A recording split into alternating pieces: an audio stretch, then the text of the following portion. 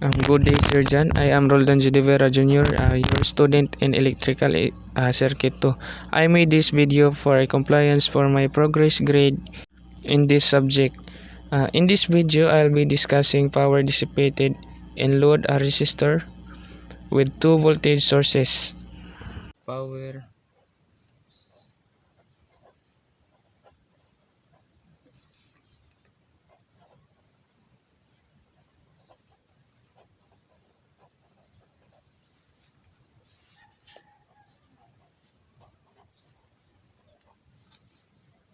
load resistor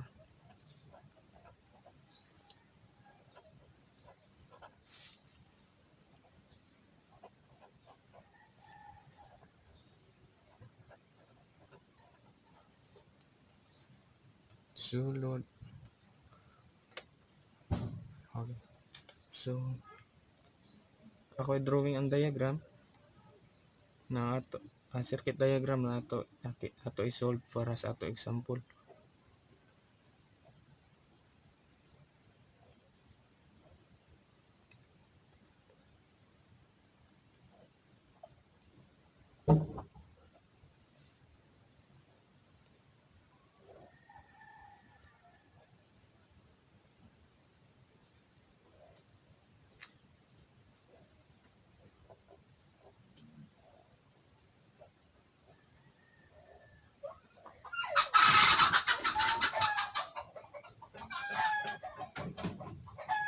Can be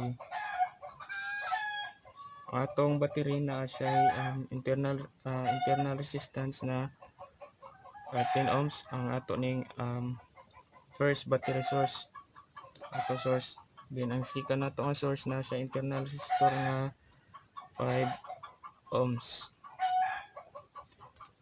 Ang atong load resistor kuan siya nasa 2 ohms. So gamito nato ani kay Kirchhoff current law or CL is equal to I1 plus I2 equals to I3. So ang current na mosud diri ato siyang tawagon nga current I1 dinhi to levelan og current I1. So ang sika nato nga diagram dinhi dapita ato ang current na mosud diri ato siya levelan og current I2. So ang magtugma sila diri sa may node nga kuan circuit dinhi ang musud dinhi nga current kining current sa voltage 1 ug sa voltage 2 ang current na musud dinhi kung unsa diri ug diri add 1 ampere ang I2 equals to 2. So ato si i-add 3 bali kung 1 diri 2 diri sa I2 ang musud ani nga current dinhi nga resistor is 3 ato lang siya i-add. And then gamit po ta og Kirchhoff voltage law. Andin lang ana nga circuit atong kuanon 10B equals to kini ato man siya ang pagkuha aning kuan ang voltage drop aning nga resistor ug ang dinhi. So ang pagkuha sa voltage drop 10 times I1 plus the load resistor nga 2 pinudat nga kini diri I3 na to I3. So I3 and then dinhi na pod nga circuit KVL So ang ato source kay 5v equals ang atong internal resistance nga 5 multiply sa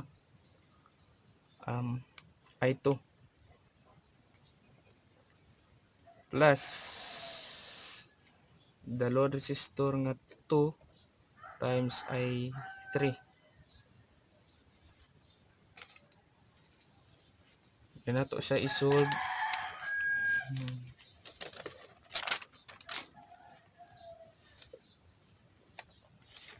Ato siyang tagsa-tagsaon og solve. Ang kiniya na to equation 1. Ato siya solve sa KVL.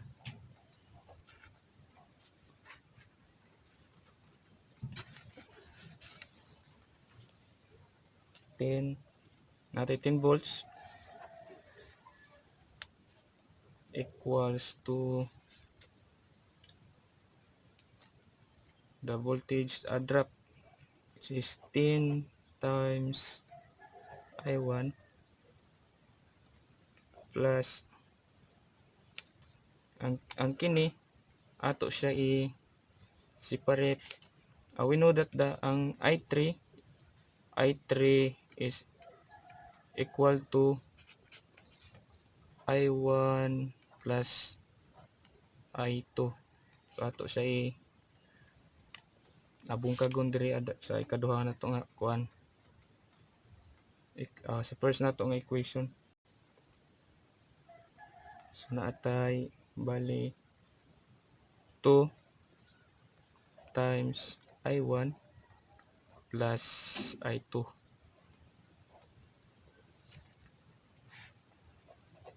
Then equals to 10I1 plus ato siya i-multiply dire tay 2 I1 plus 2 I2.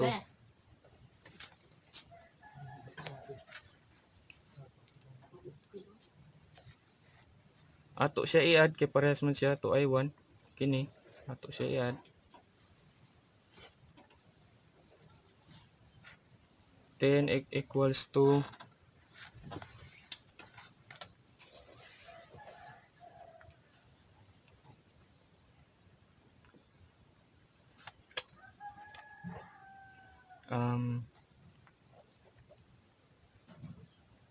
12 I1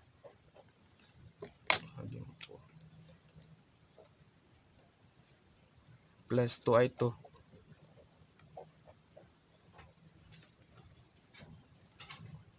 Then ang ikaduha na sad nga andin ato i-solve equation 2. Equation 1.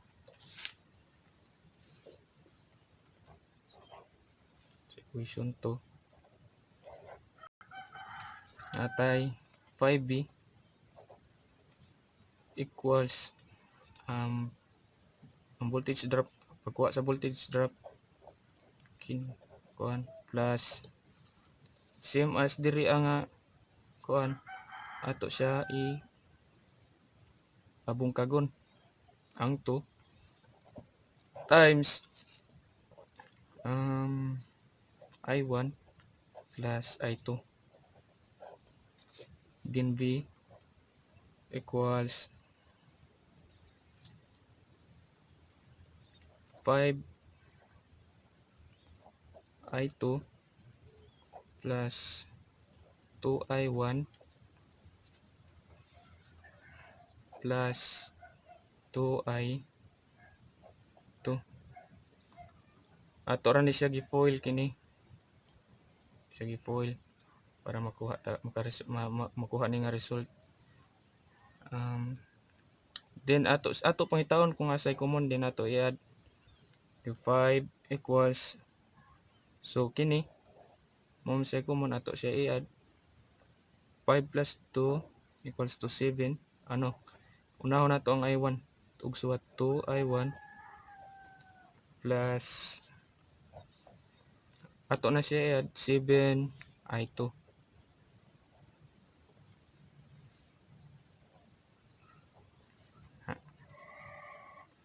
Muna ito ang equation 2.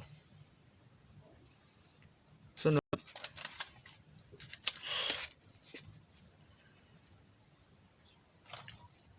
dili man sila pareha og number 3 sa equation 1 ug sa equation 2.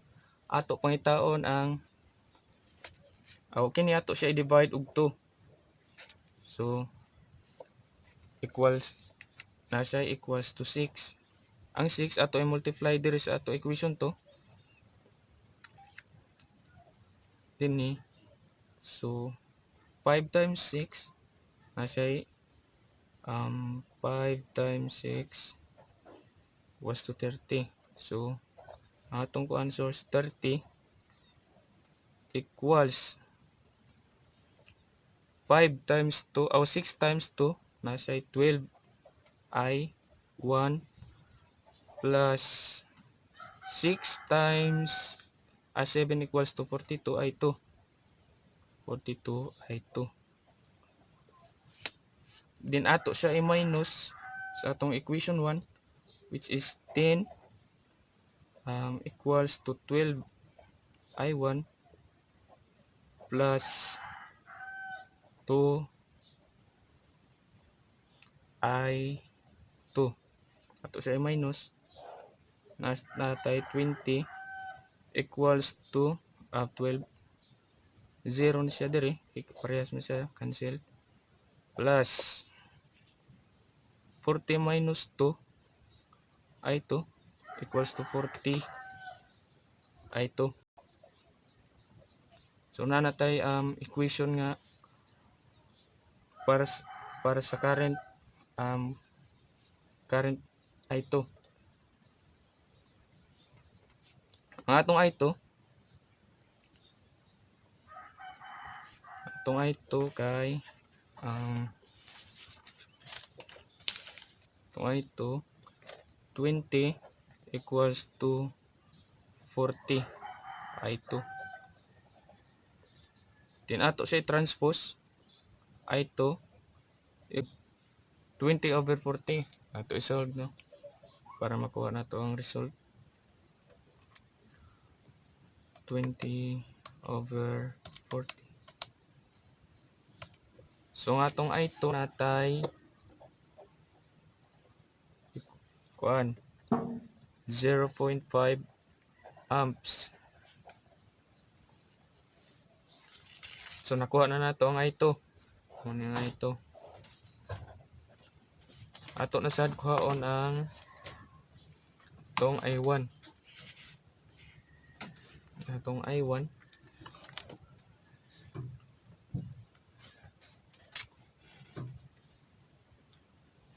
saan ito atong i1 no?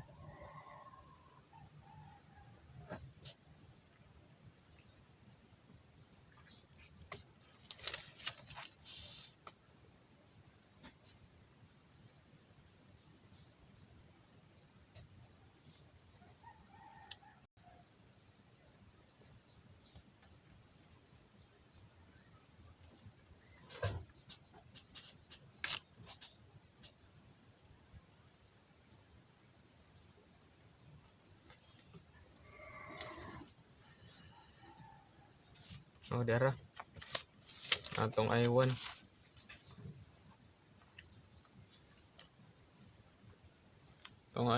kay ato pagkuha sa ato i1 ato ang kining i2 ato ni siya i-substitute sa value. So 10 nasa 10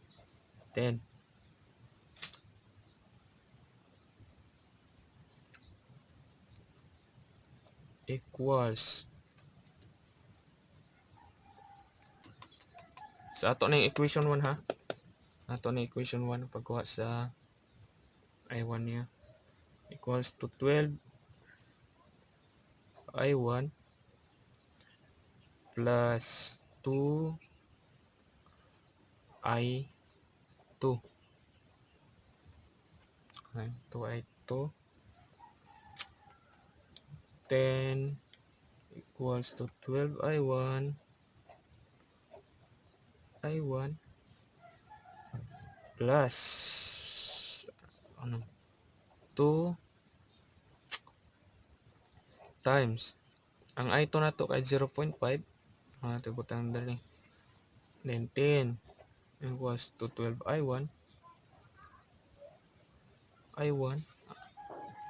plus ato siya multiply 2 times 2 times 0.5, so 1 plus 1 siya ay 1 plus 1, then equals to 12 I1 plus 1, and then ang kining 1 ato i-transpose diri sa 10 diri nga side ato i-transpose ug mahimo siya positive man siya, mahimo siya negative, equals to 12 I1, so equals to 9, then 12 I1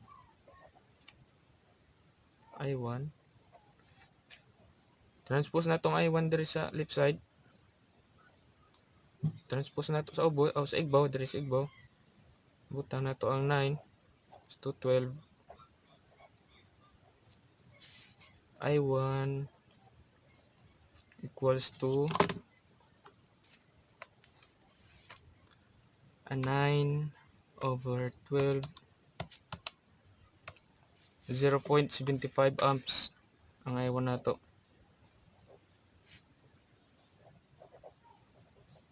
So ang pagkuha nato sa load resistor, makita nato diri sa dinhi nga ang I1 plus I2 equals to I3. So ang pagkuha nato sa I3, ato lang i-add ang I1 ug ang I2, which is ang I1 equals to 0.75 amps. Ang I2 nato 0.5 amps. Ato siya i-add.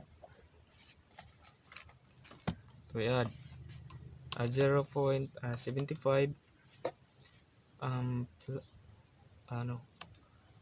plus 0.5 anatay ang atong I3 is equal to 1.25 ano atong I3.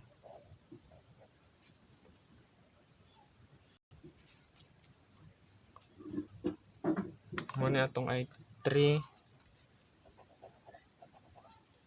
1.25.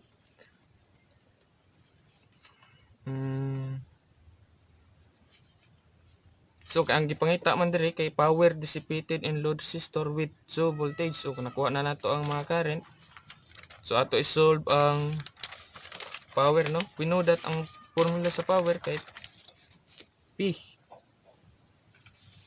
equals to I squared times R. So ang power P equals to ang current sa atong load resistor dinhi nga power nato sa load resistor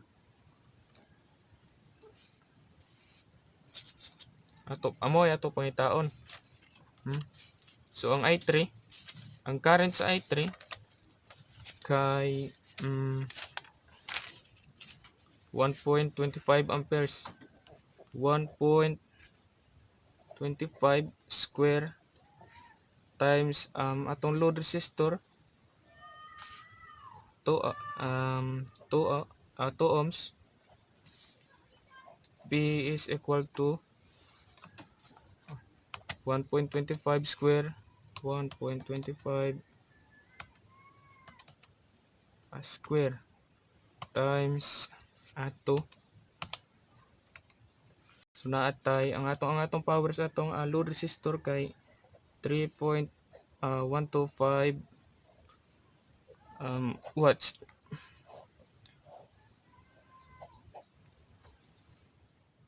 So